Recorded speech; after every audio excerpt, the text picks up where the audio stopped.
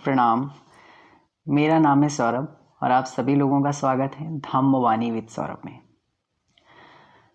बहुत सारे लोगों के मन में ये प्रश्न रहता है कि क्या विपश्यना साधना करते समय किसी तरह की हमें सिद्धियां हासिल हो सकती हैं, क्या हमारी कुंडलिनी जागृत हो सकती है। बहुत तरह के प्रश्न होते हैं। क्या चक्र हमारे खुल सकते हैं, जो हमारे बॉडी में जो 7 चक्र होते हैं। न जाने कौन कौन से प्रश्न होते हैं और न जाने कितनी तरह की भ्रांतियां हैं। तो आज हम बात करेंगे कि भगवान बुद्ध ने सिद्धियों के बारे में क्या बताया है, किस तरह की सिद्धियां हासिल हो जाती हैं या नहीं हो जाती हैं। तो आइए जानते हैं इस वीडियो में। तो भगवान बुद्ध ने 6 तरह की सिद्धियों के बारे में बताया है कि कोई भी व्यक्ति विपश्यना साधना करते समय 6 तरह की सिद्धियां हासिल कर सकता है। अगर आप त्रिपिटक ग्रंथ पढ़ेंगे तो त्रिपिटक ग्रंथ में कई बार जो है कुछ मिराकल या कुछ चमत्कारिक घटनाओं का उल्लेख हुआ है। कई बार हुआ है, गायब हो जाना, अदृश्य हो जाना और किसी तरह से पानी में बिल्कुल ऐसे भागना जैसे किसी रास्ते की तरह है। तो कई तरह के उल्लेख आते हैं त्रिपिटक ग्रंथ में और इस तरह के कई बार उल्लेख आए हैं भगवान बुद्ध के समय में। तो आइए जानते हैं कि ये कितनी तरह की जो है सिद्धियां होती हैं, कितनी तरह की हासिल हो जाती हैं और क्या क्या हो जाता है इससे। ये जो कुंडलिनी वगैरह के बारे में भी कई बार आता है। तो क्या हमें इस सब चीज़ों के पीछे पड़ना चाहिए या नहीं है, तो सारी चीज़ें आज समझते हैं।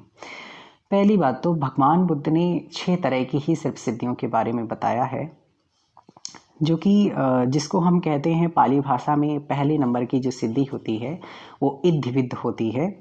यानी इद्धिविद्ध का मतलब होता है कई बार हम पानी में बिल्कुल ऐसे चल सकते हैं जैसे कि कोई रास्ता हो, या आग में ऐसे चल सकते हैं, या कहीं भी हवा में उड़ सकते हैं, तैर सकते हैं। कई तरह की इस तरह इसको हम इद्धिविद्ध, ये पाली में एक शब्द है इद्धिविद्ध आता है।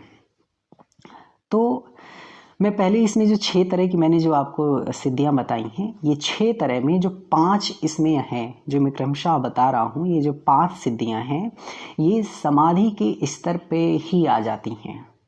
समाधि का अभ्यास करने मात्र से ही जो है इसमें आ जाती। जैसे जैसे आप समाधि के जो 8 स्तर हैं, समाधि के जो 8 स्तर हैं, तो 8 स्तर में जैसे ही आप प्रथम, द्वितीय, तृतीय, चतुर्थ या पंच, इसी तरह से जैसे जैसे आप समाधि में आगे बढ़ते जाते हैं, तो बढ़ने के साथ साथ में आपको कई तरह की अपने दिमाग से कहीं जो है इतर चीज़ें जो कि आपको अनुभव होने लगेंगी और कई तरह की चीज़ों का आपको आपके अंदर सिद्धियां भी हासिल हो सकती हैं।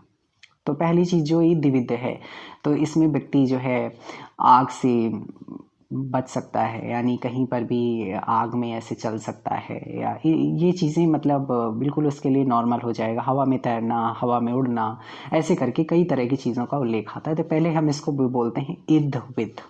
ये भी समाधि के स्तर की सिद्धि है, जो कि समाधि के अभ्यास से मात्र ही जो है हासिल हो जाती है। और समाधि पुष्ट होती रहती है हमारी विपश्यना ध्यान करने से, वो भी एक पुष्ट होती रहती है। लेकिन समाधि के लिए जो एक अलग बात होती है, मन का कंसंट्रेशन लेवल बढ़ाना, दैट इज द समाधि। और कुछ नहीं है, mastery over on the mind, यही समाधि होती है। और इस पे एक लेवल होते हैं, सर्टेन 8 स्टेजेस होती हैं, जो कि धीरे धीरे करके ही अचीव होती हैं। और दूसरी है दिव्य ध्वनियाँ। दिव्य ध्वनियाँ, हमारे जो कानों की जो क्षमता होती है, वो कई बार इस तरह के साउंड होते हैं जो कि हमें नॉर्मल ऐसे कानों से, हमारे कानों की इतनी क्षमताएं नहीं हैं कि वो सुन सके। लेकिन हम जब समाधि के स्तर पर आगे बढ़ने लगते हैं, तो हमारे जो माइंड का जो विस्तार है, जो एक्सपेंशन है, वो इतना बढ़ जाता है कि हमारे जो सुनने की भी जो क्षमता है वो मनुष्यों से आगे हो जाती है। जैसे जैसे हम समाधि में आगे बढ़ते जाएंगे, हम मनुष्यता की जो चीज़ें हैं उनको हम कई बार तोड़ने लगते हैं। यानी कि हम ये कह सकते हैं यहाँ पर साइंस भी फेल होता है और साइंस भी इन चीज़ों पे सॉक्ड होता है कि ऐसा क्यों हो रहा है, क्यों नहीं हो रहा।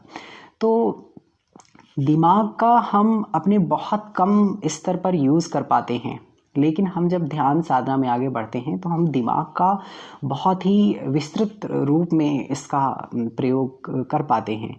तो ये जो बात आती है दिव्य ध्वनियाँ, तो हमें कई प्रकार की दिव्य ध्वनियाँ सुनाई देने लगती हैं। कई बार उल्लेख आता है अदृश्य शक्तियों का और अदृश्य जीवों का, अदृश्य प्राणियों का, जो हमारी आंखों में वो क्षमता नहीं है उनको देखने की। कई बार वो हमारे पास क्षमता नहीं है देखने की। तो हम जब समाधि के स्तर पर आगे बढ़ते हैं तो हमें देखने की क्षमता और सुनने की क्षमता मनुष्य के स्तर से थोड़ा आगे बढ़ने लगती हैं। वो चीज़ें हमें सुनाई देने लगती हैं, जिनको हम दिव्य ध्वनियाँ कहते हैं, डिवाइन साउंड कहते हैं एक तरह के, जो कि नॉर्मल कानों से ऐसे सुने नहीं जा सकते हैं। वो सिर्फ एक समाधि के स्तर पर ही जा करके हम उन चीज़ों को सुन सकते हैं। फिर एक आता है, पाली में ही शब्द है परस्य चेतो परिय्याण, यानी कि परिचित्त ज्ञान। परिचित्त ज्ञान का मतलब होता है कि दूसरे व्यक्ति के मन में क्या चल रहा है आपको समझ में आ जाएगा। यानी दूसरे के चित्त पर अपनी जो है मन स्थिति को ले जा करके हम उसके चित्त को देख लेते हैं कि उस व्यक्ति के चित्त में इस समय क्या चीज़ चल रही है, क्या बात है, क्या चीज़ चल रही है। तो इसको हम भी कहते हैं परिचित्त परिय्याण, इसको हम पाली में कहते हैं, और परिचित्त ज्ञान भी कहते हैं हिंदी में। तो परिचित्त ज्ञान यानी दूसरे के मन की बात को पढ़ लेना। तो ये भी एक क्षमता हासिल होने लगती है समाधि के स्तर पर ही जाने से, विपश्यना साधना करने से ही। विपश्यना साधना क्या है? समाधि को पुष्ट करती है और समाधि विपश्यना को पुष्ट करती है। They both are the complement to each other. ये दोनों एक दूसरे के क्या हैं? पूरक हैं, पूरक की तरह काम कर रहे हैं। ये इसको मजबूत करती है और ये इसको मजबूत करती है। तो ये भी जो है होता है कि हम दूसरे के चित्त में क्या चल रहा है, दूसरे के मन में क्या चल रहा है, इसको भी हम धीरे धीरे करके समझने लगते हैं। चौथा होता है पूर्व जन्मों की स्मृति आने लगती है। पुब्बे निवासानुसति। भगवान बुद्ध ने कहा कि चौथी जो सिद्धि है वो होती है पुब्बे निवासानुसति, यानी पूर्व जन्मों की स्मृतियाँ आने लगती हैं। कई जन्मों की स्मृतियाँ तो नहीं आती, किसी को किसी साधना से 100 जन्मों की, 200 जन्मों की, 300, 400, 500 इस तरह करके आने लगती हैं।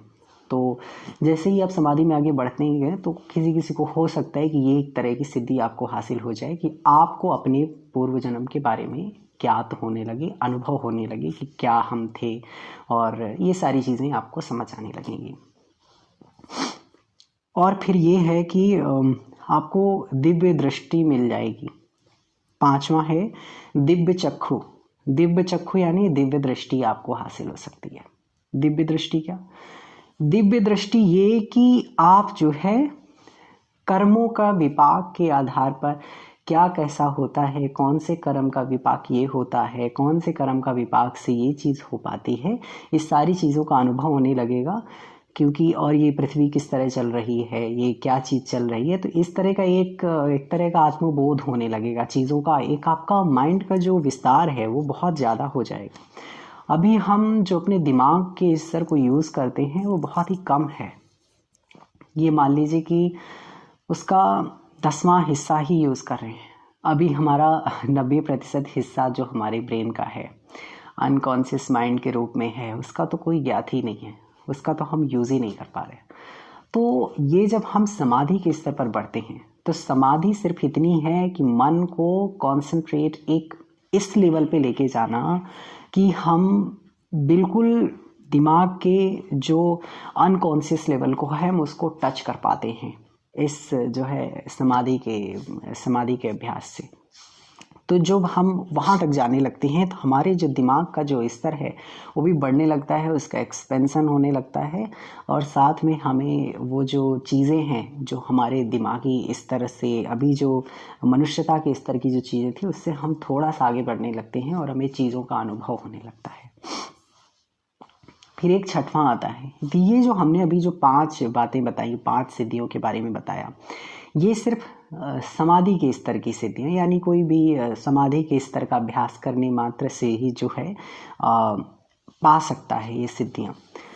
लेकिन इसमें एक आती है चित्तमलों की समाप्ति का ज्ञान, या आसव वक्ष ये करिययाण, ये होता है लोकोत्तर जो है।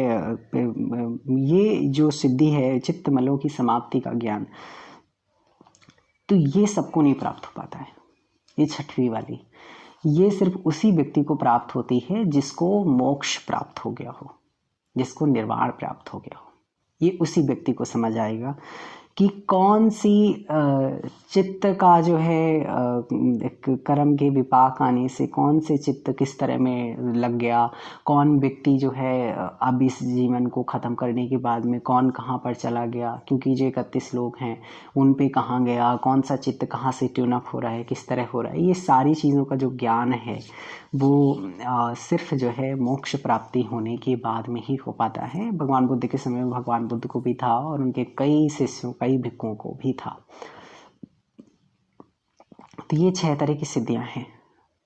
लेकिन भगवान बुद्ध ने अपने जीवन काल में इन सिद्धियों के प्रदर्शन पर रोक लगा रखी थी।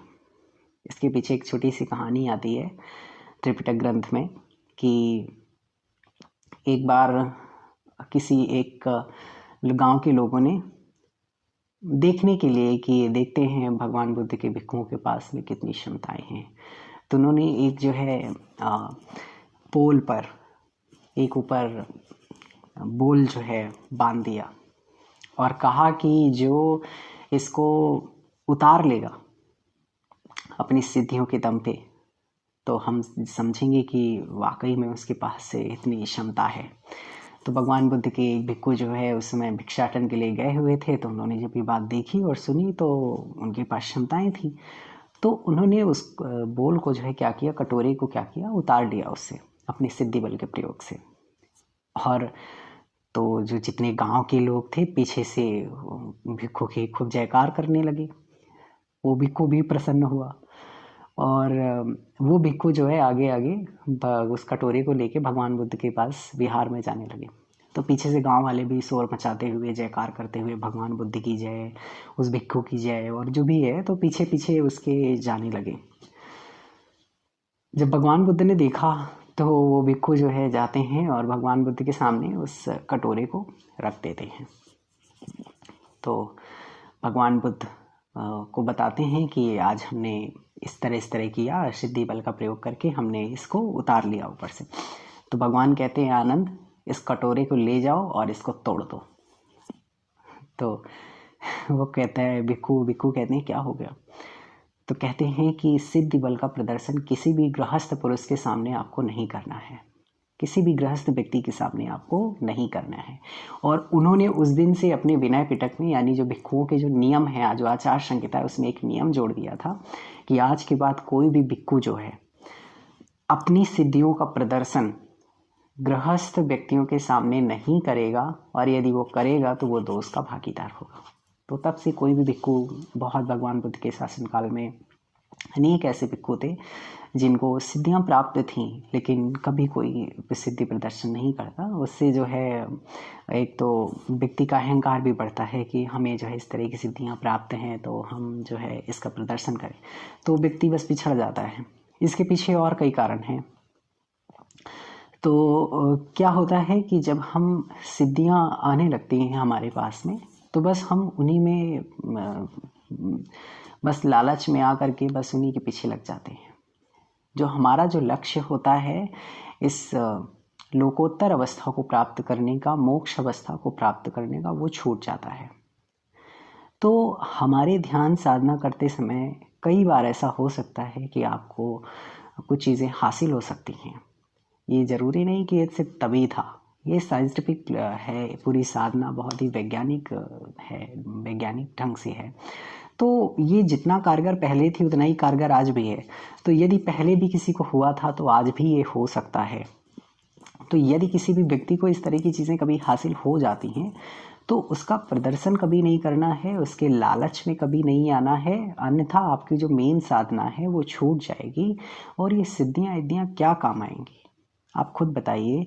इस जीवन पर्यंत चलिए ठीक है, इस जीवन में आपको कुछ हासिल हो गया किसी साधना के बल पर, तो इस जीवन में आप ये प्रयोग कर लेंगे, लेकिन आगे जीवन में क्या होगा? तो आप मार्ग से अपने रास्ते से भटक गए ना। आप तो अपने संपूर्ण दुखों के विकारों को निकालने के लिए काम कर रहे थे, और आप सिर्फ एक छोटे से लॉलीपॉप को देख के लटक के रह गए वहीं पे, है ना। उदाहरण के तौर पर एक डायमंड रिंग वहाँ पर रखी है, और कोई जो है एक सिल्वर की रिंग यहाँ पर रखी है।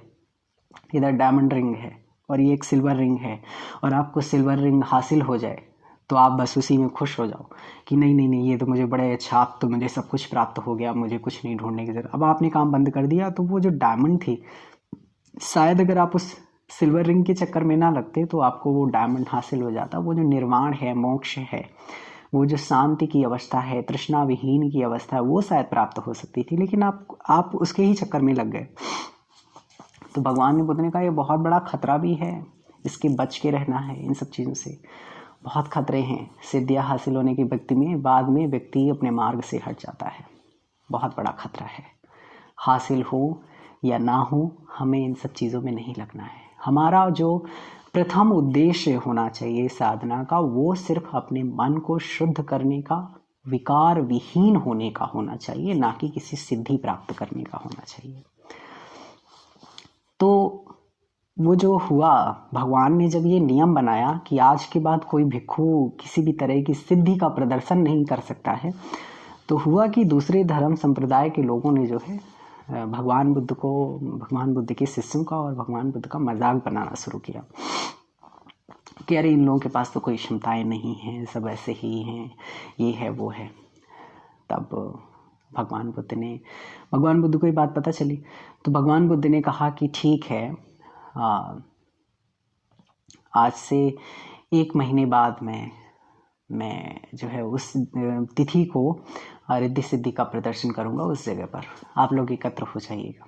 भगवान बुद्ध ने कहा नियम मैंने बनाया है, तो ये भिक्षुओं के लिए नियम बनाया है, मैंने खुद के लिए नियम नहीं बनाया है। तो मैंने कहा हम कर सकते हैं। तब वहाँ पर बहुत गांव वाले इकट्ठा हुए और उस जगह पर भगवान ने रिद्धि प्रतिहार्य का प्रदर्शन किया।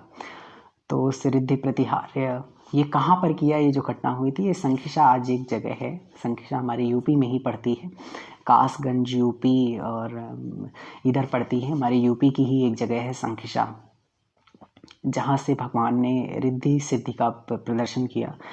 आज भी वो जगह एक टूरिस्ट प्लेस के रूप में है, जो कि बहुत ही अट्रैक्शन का केंद्र बनी रहती है हमेशा। बहुत सारे लोग जाते हैं वहाँ पर घूमने के लिए। तो वहाँ पर भगवान बुद्ध ने रिद्धि सिद्धि का प्रदर्शन किया था, रिद्धि प्रतिहार्य का। तो कहते हैं कि भगवान आकाश में उड़ गए थे, उस समय हवा में तैर रहे थे, और उनके एक हाथ से अग्नि और एक हाथ से पानी गिर रहा था। तो इस तरह के कई प्रदर्शन उन्होंने लोगों को चमत्कारिक तौर पर दिखाए। और इसके बाद में भगवान वहीं से देवलोक चले गए थे, संकिसा से ही 6 महीने ऊपर देवलोक में रहे थे। और वहीं पर जाके भगवान अपनी माता महामाया को, जो कि तुसित देवलोक में थी वो, तो वहाँ पर जाके उन्होंने, भगवान ने धर्म की देशना दी थी तुसित देवलोक में अपनी माता महामाया को।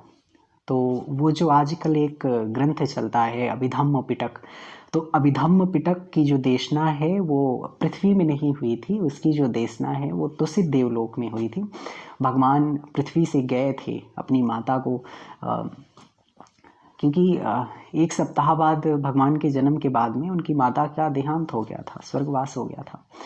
तो वो थी नहीं, और भगवान को धर्म भी देना था अपनी माता को भी, तो वो फिर गए थे तुसित देवलोक।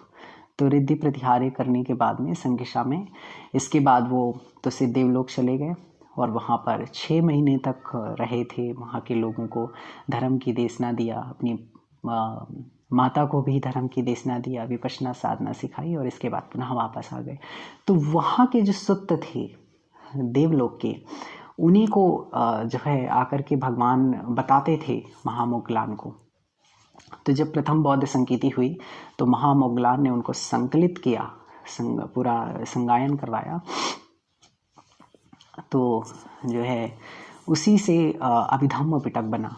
अभिधम्म पिटक जो कि एक त्रिपिटक का ही पार्ट है, 3 भागों में हमारा त्रिपिटक डिवाइडेड है। ये पहला है जो है सुत्त विनय पिटक, सुत्त पिटक और अभिधम्म पिटक। तो अभिधम्म पिटक वहीं का है। तो ऐसी थी घटना। और एक चीज़ और है आती है, कई बार लोग प्रश्न करते हैं कि क्या विपश्यना साधना करते समय हमारी कुंडलिनी जागृत हो जाएगी, क्या 7 चक्र जागृत हो जाएंगे। विपश्यना ध्यान करते समय आप विपश्यना साधना का उपयोग कुंडलिनी जागृत या ऐसा 7 चक्र को जगाने के लिए नहीं करना है। हो तो सब कुछ जाएगा, लेकिन इसका उपयोग किसी भी तरह से किसी पर्टिकुलर चीज़ के लिए नहीं करना है, क्योंकि ये साधना बहुत ही बड़ी साधना है। इतनी छोटी सी चीज़ों का उपयोग, चीज़ों को प्राप्त करने के लिए, अच्छा ठीक है, मान लीजिए आपकी कुंडलिनी जागृत भी हो गई, तो कुंडलिनी जागृत करके क्या कर लेंगे? क्या आप विकार विहीन हो जाएंगे? क्या आप दुखों से मुक्त हो जाएंगे? नहीं ना।